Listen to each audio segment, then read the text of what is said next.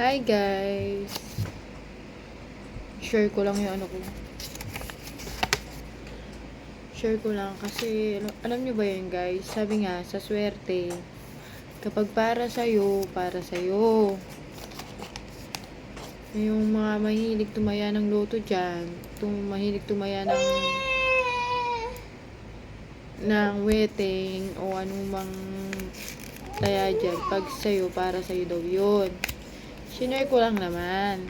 At saka, yung about nga pala sa loto, sure kaya tayo talaga na may nananalo or gawa-gawa lang ng PCSO? Kasi parang feeling ko sa PCSO, parang hindi makatotohanan yung mga nananalo.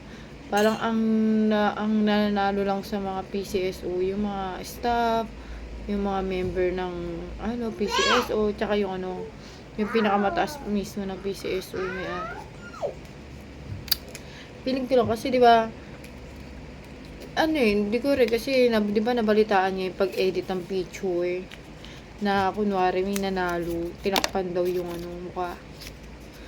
Parang doon pa lang sa edit na yun, nagduda na ako na may nanalo talaga ng loto. Kaya guys, kung di talaga kayo naniniwala na walang nanalo, at di talaga kayo naniniwala na totoo ang PCSO, huwag na kayong tumaya. Huwag na kayong tumaya kasi masasayang nga yung pera natin. Kasi nga isa rin ako sa mga nagpapabudol dyan sa PCSO. Kasi syempre, malay mo, dyan yung swerte natin, nasa loto lang pala. Pero, syempre guys, hindi natin pwede asa sa swerte ang ating pag-angat sa buhay. Syempre, kailangan rin natin ng sipag, tiyaga, at syempre, pinaka number 1, yung oras na mabibigay natin sa ginagawa natin. Tsaka, syempre, mahal mo yung gagawin mo para umasenso tayo, di ba? Yung trabaho mo, ganun. Tsaka, isa na rin yung pinaka number 1 na magastos, maluho, ganun. Pag tinanggal natin, tanggalin natin sa katawan natin o sa katawan natin at sa sarili natin pagiging maluho. Pinaka number 1 niya, maluho. Starbucks dito, Starbucks dun. Oh, shit. Charis, natatamaan ako. Natatamaan ba ako sa sinasabi ko? Starbucks dito, Starbucks dun. Bili ng damit dito, bili ng damit dun. Bibili na hindi kailangan, papormahan lang.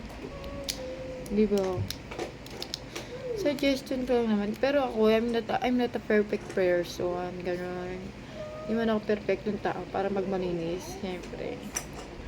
May mga bagay kasi na mga bata tayo na hindi natin nararanasan. Kaya ngayon natin ginagawa ang mga bagay na gusto nating maranasan ngayon. Na dating na hindi naman natin nararanasan. Kasi nga, mga bata pa tayo, wala pa tayong trabaho noon. Maasa lang tayo sa mga magulang natin. Kaya ngayon, parang syempre na-excite kayo dahil nga may sarili na kayo sahod, kaya nyo lang kumita, kaya nyo na magtrabaho, ganun, di ba? Pero, nagkakamali pala kasi ang buhay natin, hindi natin hawak. Anytime, pwede tayong mawala sa mundo. Anytime, pwede na tayong bumagsak o di natin masabi, panahon at oras, guys. Kaya, isa lang sa mga masasabi ko para sa mga nangyayari sa atin, mga nangyayari sa social media na sana habang bata, mag-ipon, magtiyaga, at saka pinaka number 1, makapagtapos talaga ng pag-aaral. Iba pa rin talaga ang nakapagtapos ng pag-aaral. Ando pa rin yung respeto ng tao sa pagtatapos ng pag-aaral. Kasi, di ba nga, ang sabi, ang mahirap is mahirap. Ay, tawag dito, sorry. Tama ba? Nalilito ko may isang kasabihan Ang hustisya, yun, punta tayo sa hustisya. Ang hustisya para sa mayaman. Hindi siya pwede sa mahirap, gano'n. Kasi, ang mga tulad ngayon, may narinig kasi ako, kaya may nababalitaan tayo, syempre, yung mga kinasuhan ng rape, hindi naman pala talaga totoong ni-rape, parang gusto niya lang makulong isang tao, gagawa ng action, gagawa ng mali, para lang mapakulong si ganito, si ganyan, may mga ganun, di ba? Babalitaan natin mga kasong rape, tapos nagdudusa ng 19 years, nagdudusa ng ilang taon, na hindi naman talaga nila ginawa. Bakit? Kasi may mga taong gahaman sa pera. Gagawa sila ng isang bagay na ikakasama ng kapwa nila. Sample na lang yung si Kuya Guy na kinasuhan daw sa kasong rape. Kasi nga, ang utos ng nanay na parang ang gusto ng nanay makasuhan ng rape para pagkaperahan si Guy. Sikat yun, may siyang anak na artista. Diba sa 19 years, nakakaawa, nagdudusa. Pero, nabalitaan din yan sa sa Rapi Tulfo, diba? Na parang, ilang taon na ata yung matandang babae, nasa 40 plus, ganun. Parang gusto niya ata i-atras yung kaso para makawala si Guy, si ganun, diba? Nasa huli talaga ang pagsisisi, kaya nga habang bata pa tayo, gumawa tayo ng magandang halimbawa sa mga nakakabata sa atin, magandang halimbawa sa mga anak natin. Ituro natin sa kanila ang dapat iturong magandang bagay, magandang pag-uugali, di ba? Kaya yun lang, suggest ko kasi kaya nag-vlog ako ngayon kasi lalo na ako nakakaramdam ako ng inip. Ngayon, mag-iisip ako ng bagay o mag-iisip ako ng paraan na para napagkakitaan ko. Ngayon, syempre nag-vlog nga ako. Wala naman nagpapayo sa akin, wala man lang kumakausap sa akin kung kamusta ako.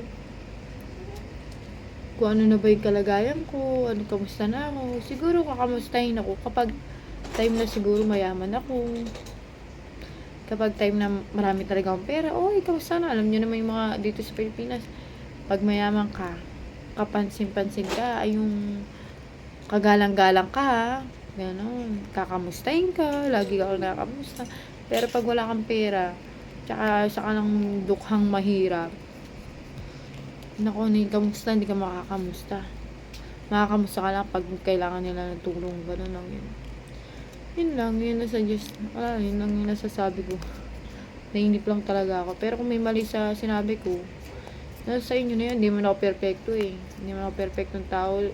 Sinasabi ko lang yung suggestion ko. Sinasabi ko lang yung para sa akin. Yun lang. So, hanggang dito na lang. And guys, supportahan nyo ako sa aking pagbablog na ako po yung nagbablog na kung ano-ano. Wala akong maibang content kasi lalo na wala pa akong masyadong alam sa pag-vlog. At saka wala pa akong alam sa pag-edit ng vlog. So guys, hanggang dito na lang kasi umiiyak ko yung bunso ko, anak na si Kina Charles. So hanggang dito na lang guys. Don't forget to subscribe my YouTube channel, Mami Joan Ka Vlog. 5, 4, 3, 2, 1. And don't forget to follow and like and share my Facebook page, Just One Babush.